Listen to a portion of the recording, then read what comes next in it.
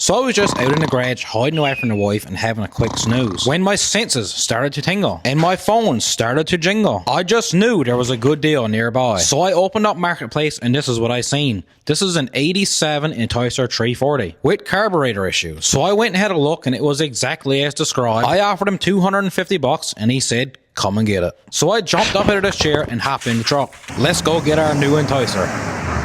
So here she is. This is a brand new, as of 1987, Enticer 340. And the best way I can describe this thing is it's pretty much a Bravo on steroids. And this little 340 twin got a whopping 32 horsepower. I know she can't go. So I'm told that this thing does run, but it needs a carb because it's been apart probably a dozen times and they can't get it running right. Let's see what else we gotta get. So we don't got no oil injection. That's alright, we just have to mix our gas for the tank. This old muffler is completely shot, but everything else up here in the engine compartment seems to be best kind. So as you can see right here, she also got a backrest delete as well. Eject those seat on, cuz! Just like my underwear before Christmas, the seat cover is holding on just by a trade, but that'll be good enough. So aside from all that, the body is pretty beat up there, but I think it'll be good enough. So before I order up some parts for this whole thing, let's check for compression and sparks. The spark plugs are about finger tight. That could be an issue.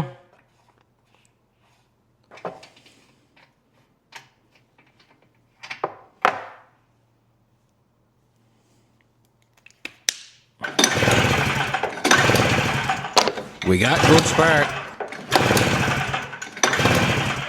Now let's check compression.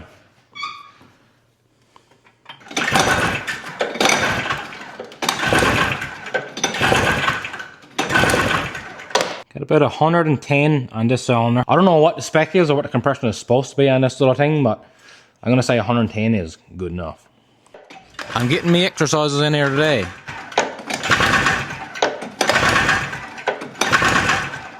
Same thing, 110 on both sides.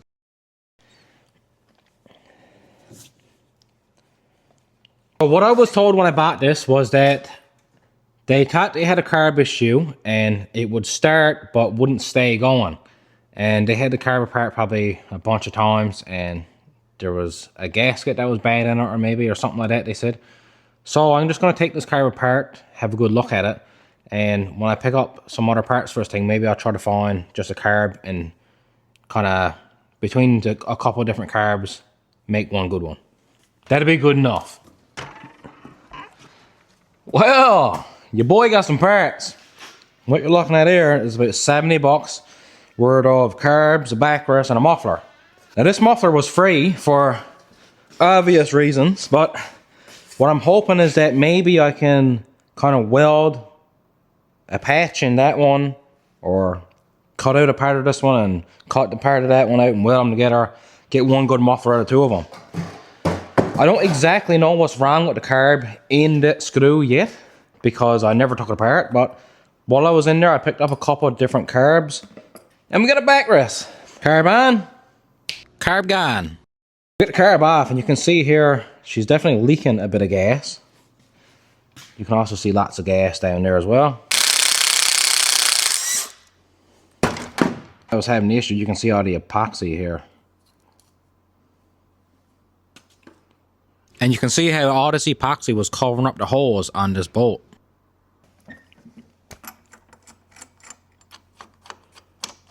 So I got the jets and stuff all took out. You can definitely see here there's a bit of grime here and there. I'm going to spend some time here now. I'm going to clean all this up, get some brake clean, give everything a good scrub. And I'm going to put this back together. We'll get it back in the old Enticer. We'll try her out.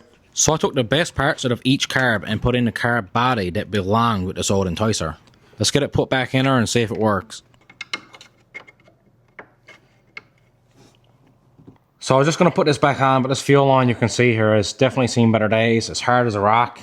So let's chuck that in the garbage and we can install some nice new fuel line. So I try to get these YouTube videos up as fast as I can, but if you haven't already, check me out over on Facebook. I try to post on Facebook every day.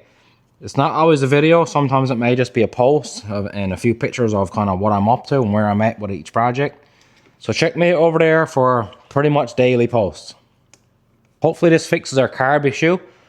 I think this thing will fire right up, but we won't really know if it's going to shut off on us or whatever until after we drive it. But we're going to fire her up here now shortly.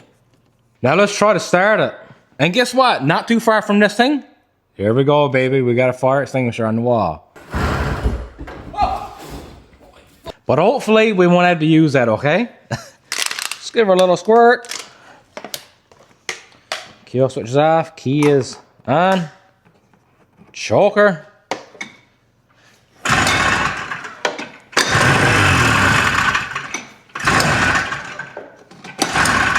Once we get a bit of gas up to the carb now, I think she'll go best kind. Oh! No!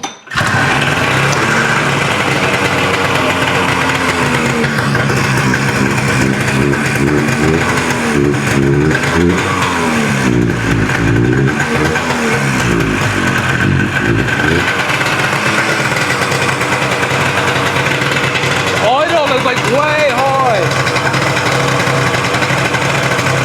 Look how much that muffler's leaking.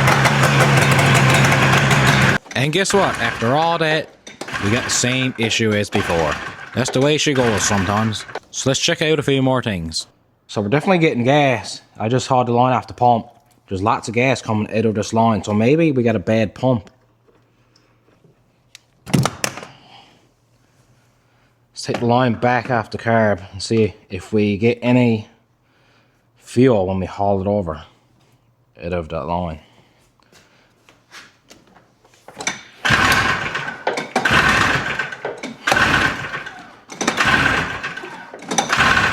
We're getting fuel. So it must be a carb issue still.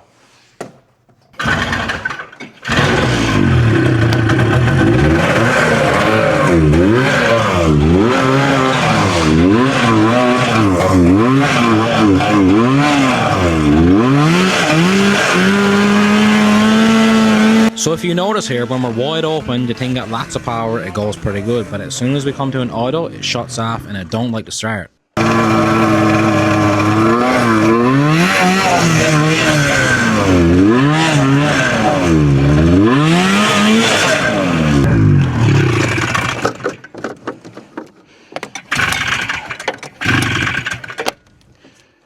So let's pull that car back off and have another look.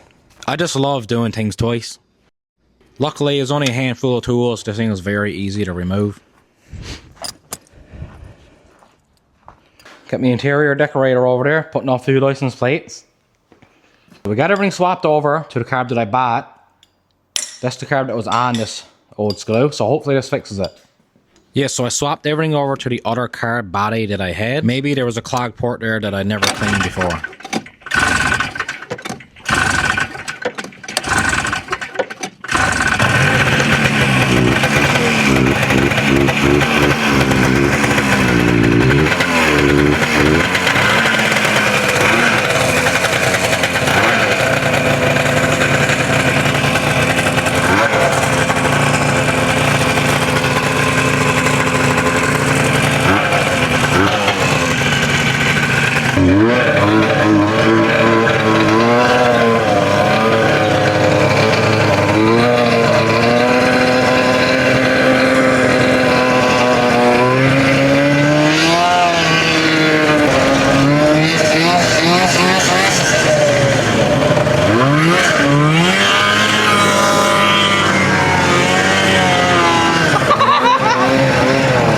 That was a lot better. What? We're probably still going to have to work on that idle a little bit there, but hopefully. A lot better.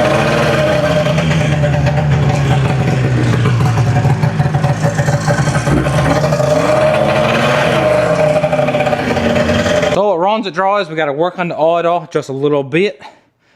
We got to patch up that muffler. And we gotta put on the backrest so we can take the wife with us. So this thing now runs like a dream. All right. Next, we're gonna tackle this exhaust.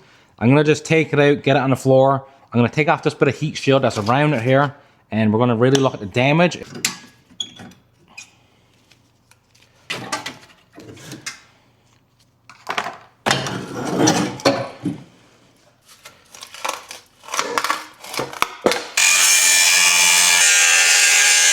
Now we can really see how bad this muffler is.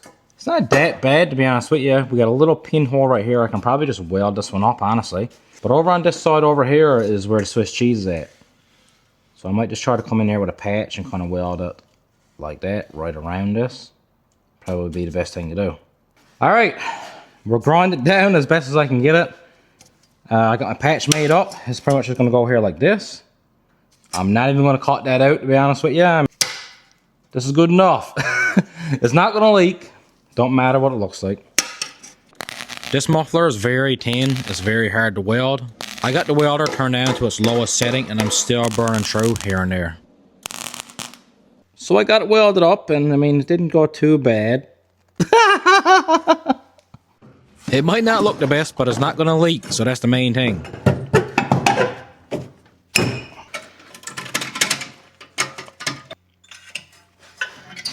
So we got our new backrest here. This is just an aftermarket Kimpex one. Yeah, I bought it used. Come with the all the parts I got. So what we're going to do here is pretty much put it in the exact same location that the old one was in. So it's on bolt what's left of this old one and get that one bolted in. Throw that in the garbage.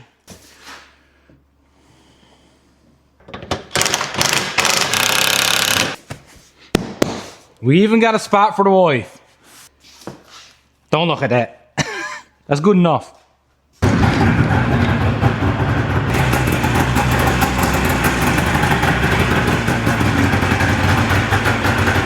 not to run me over.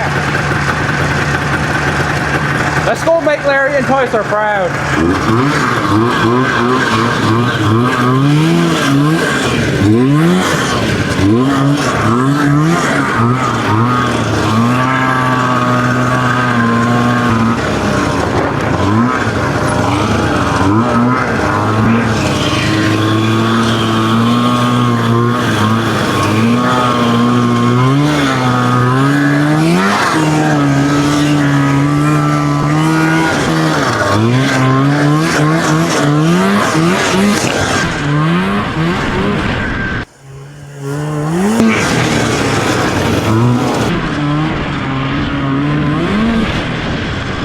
What? Do I get a ride at least? Come on, baby. You can have a ride anytime. Power!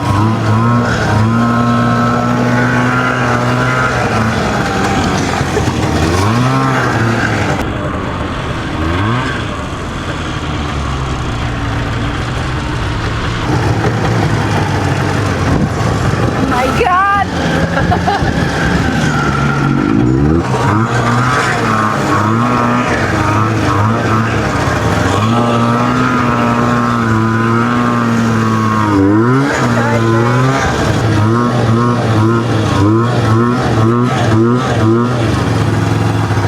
You're wondering why the heat feels so high. Letting all the heat out.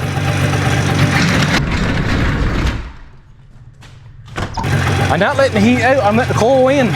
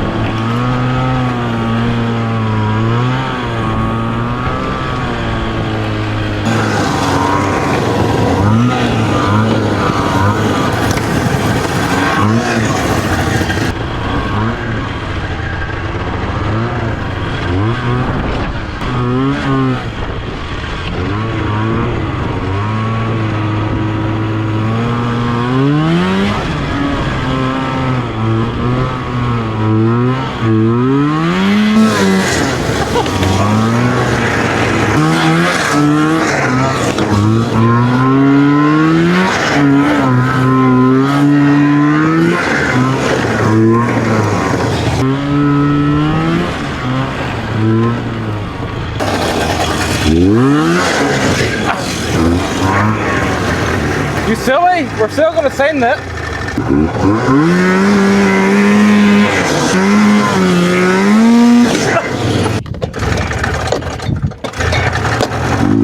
Just like me, 2 pulls.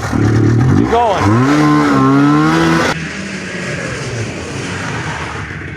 This whole thing is definitely a certified ripper. There you go, boys. For what, 250 bucks for the sled, about 70 bucks in parts, so $320. This thing absolutely rips for 320 bucks. Please like, please subscribe. The next video, we're gonna get this old burnt sled I picked up a while back running and driving, because your boy got some parts.